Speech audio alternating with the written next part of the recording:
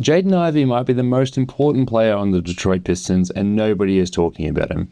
He was taking huge leaps on the offensive end last year before he unfortunately broke his fibula on January 1st, but now he's fully healthy and rejoining a solid playoff team in his own Detroit Pistons. But after losing a few key pieces this offseason, Ivey could either step into a larger role waiting for him, becoming Detroit's second offensive option, or struggle to find his footing at the worst possible time as he heads towards free agency for the first time in his career.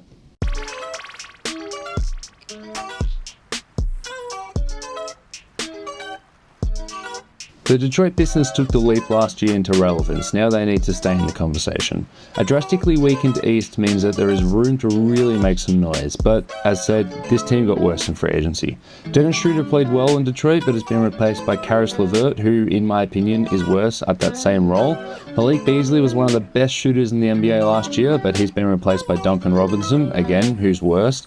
And the team lost some good shooting role players like Tim Hardaway Jr. and Simone Fontecchio, and those guys won't kill you for not being there, but they're very dependable veterans, especially if they're being replaced by Asar Thompson and Ron Holland, who shot 22 and 24% from three, respectively. We also saw how fragile some of the East contenders were when the Pacers ran all the way to the NBA Finals. On top of that, Achilles tears to Jason Tatum and Tyrese Halliburton mean that there's a really unique opportunity here that the Pistons are primed to take, if someone like Ivey can step up.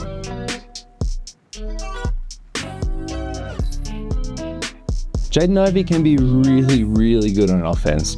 He excels at getting downhill and he just has an absolute insane, exciting package of layups in his game. My favourite plays to watch are where the offense gets him catching the ball just as he's able to ram his defender into a screen, get into the paint and just do some magic. He's really confident at picking up his dribble early on these actions, going into his midi or floater game, which makes him a really dynamic offensive piece. When the clock is running low on a sideline out of bounds, Detroit have often put him in the opposite half court and let him get a real running start into a screen and just hope that he can do something in the paint. If he's making his shots, combined with his love for difficult layups over defenders, he honestly looks a bit like Donovan Mitchell, like a short but stout offensive guard who forces his will amongst the tallest players in the league. But when he's not making his shots, he's a lot more like Malik Monk minus the jump shot. He's a slight but small offensive guard who needs the extra space created by his elite jumper. Thankfully, last season, Jaden Ivey was a great catch-and-shoot three-point shooter, making 45% on such shots. And if he's playing with another creator, like he almost always will be with Cade Cunningham, he can thrive as a secondary creator. Adding to that, Ivey has a really good sense for when to cut. You so often see him just sneaking into an open paint for easy points. And because he's got that innate ability to know when the paint's open, he's always on the lookout himself while dribbling. If there's an easy pass to the paint, he'll probably make it. Last season, he averaged 4 assists a night with 3 turnovers, which are beautiful, nice round numbers for my voiceover. But we probably won't see those numbers rise too much next season. But I really think there is the potential there to find the open man, especially when he's in those actions where he's caught the ball off the catch and he's rammed his player into the screen. He's just so versatile at deciding when to pull the floater or drive all the way to the paint. And I see it as an easy, I don't want to say easy, but I see it as an easy development for him to just maybe look to the corner or look to the paint or the roll man.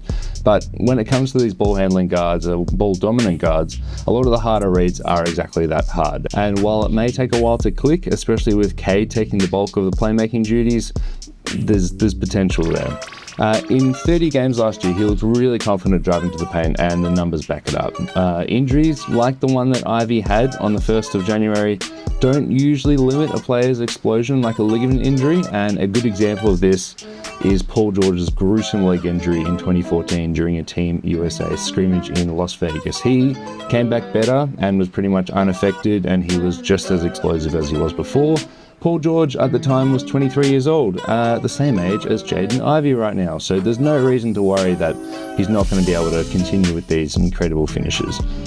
For Ivey to really pop and maybe hit that ceiling of a Donovan Mitchell, like I said, he needs to become a great off-the-dribble shooter, and this is usually one of the hardest skills to develop for young guards, so I'm not expecting it to happen overnight, but he didn't shoot terribly on off-the-dribble threes. And even if it is just a few years away, Ivey can still be a great second option for this Detroit Pistons team as long as he just continues to thrive in his role. And I think the Pistons are going to put him in that position to thrive next season. Partially because they're invested in him, partially because they got weaker in the off-season and they need him to do this.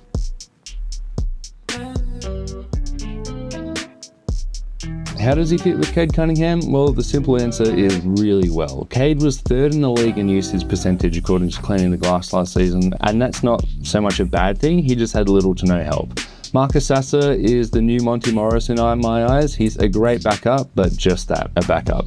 JB Bickerstaff should be starting Jaden and Cade together next season and staggering them so that there is always one on the court to handle the ball at all times. And when they do share the court, Ivey is a great catch and shoot 3-point shooter. Just under 75% of his threes were assisted on last year, and he shot 45.2% on those shots according to NBA.com's tracking data. As mentioned when talking about his offensive ceiling, his best situation is attacking off the catch, and sometimes he uses just his youthful first step to get past his man, but a lot of the time he's attacking a scrambled defense in a variety of ways. It's good for Ivey because that defense is getting scrambled by Cade Cunningham, and as long as Cade is healthy, he's always going to be the lead ball handler on this team. And while some might look to surround a dominant on-ball player with heaps of off-ball maestros, there's huge value in having 2 creators on the court at all times, and I think Ivey can be a perfect secondary creator next to Cade Cunningham. Especially as well because Cade Cunningham is a strong scorer who's more than happy to make the right pass. He's not just an elite scorer who makes the pass because their coach tells them to. He really does want to pass the ball, get his teammates in great shots, and he was in the top 3 in the league in assist percentage as well.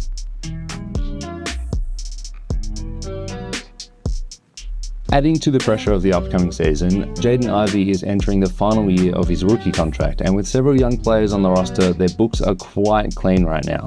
The Detroit Pistons can afford to give him his extension and go shopping in free agency next year. And if he's owed a lot, that's great for the team. It would mean that he played well enough to earn a bigger deal, maybe even up to his max. But right now, he's still unproven. And the Pistons can offer him a contract extension right up till opening night next season. But I think it's in both parties' best interest to enter that season on an expiring. That's for Ivey himself to prove that he deserves maybe his max or just a lot of money, and so he can grow his value. And for the Pistons, you don't want to sign this guy to an extension and not be able to trade him for the next couple of months, because if an offer comes around and Ivey just isn't popping off, you might want to move off from him while his value is still quite high. And as he is finishing his rookie contract, he's going to be a restricted free agent. And that's a bit of a cursed term in this free agency, as Jonathan Kuminga, Josh Giddey, Cam Thomas, and Quentin Grimes are all struggling to draw money out of their own teams or any other team. But next season's free agency, or next off-season's free agency, looks to be a hot one, as several teams are gearing up to sign big-name free agents. So if Jaden Ivey does pop, or quite frankly, even if he just shows small flashes, the Pistons will probably be more than happy to pay him, because Ivey's going to go out there. There's going to be some teams who miss on the big game hunting in free agency and say, well, crap, we've got the cap space, let's just throw an offer at Jaden Ivey. So this is going to be a much more favourable off-season to be a restricted free agent, and I apologise to the aforementioned 4 good players, but yeah, this is all lining up for Jaden Ivey to just go to his team and say, hey, don't let me go get an offer like Gordon Hayward did all those years ago and get pissed off with the Utah Jazz. Sign me, I'm good. Nah. Anyway, all the more pressure this year.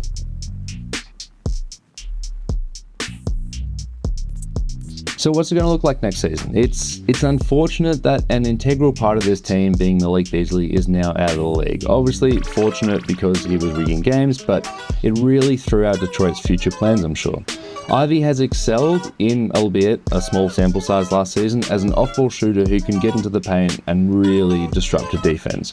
Beasley would have been a more natural starting 2 next to Cade, making up for the lack of spacing elsewhere on the court, and these 3 guards would have actually been really interesting sharing the court at the same time. I don't think they're stopping anyone, and they're just praying that the bigs can make up for their perimeter weakness, but that's a really exciting offensive trio. We're probably going to see the same stuff with Duncan Robinson, but again, Duncan Robinson just hasn't had as amazing as a shooting season as Malik Beasley had, and it's going to be really hard to make up for some of the lack of shooting elsewhere on the roster. But now, with the current Detroit Pistons, Ivey's probably going to start on opening night. Cade will probably be guarding the best offensive option, while Ivey takes the worst perimeter option, and JB Bickerstaff, as mentioned, should stagger these 2, so there's always one ball-dominant creator on the court. Again, this team is lacking in creators. But if Ivey can flash some all-star upside that saw him drafted so highly, there's no reason why Detroit can't be a top 4 seed next season. Maybe even have their own kind of magical Indiana Finals run. There are a lot more questions that need to be answered about this team by then, but the door is open if they can make it work. If Ivey can't make shots at an elite level, if he can't be the only creator on the court, there's going to be another immense load on Cade Cunningham's shoulders, and I can't see this team getting any higher than the 6th seed with that being the case. The front office might decide that the East is just too wide open to wait for a young, up-and-coming free agent to develop and trade him while his value is still relatively high, and that would be a huge shame because this is the situation for Jaden Ivey to explode in, and it's going to be a huge season for Jaden Ivey, and the Pistons have a lot riding on it. He's not just a swing piece, he's the swing piece for this Detroit Pistons team.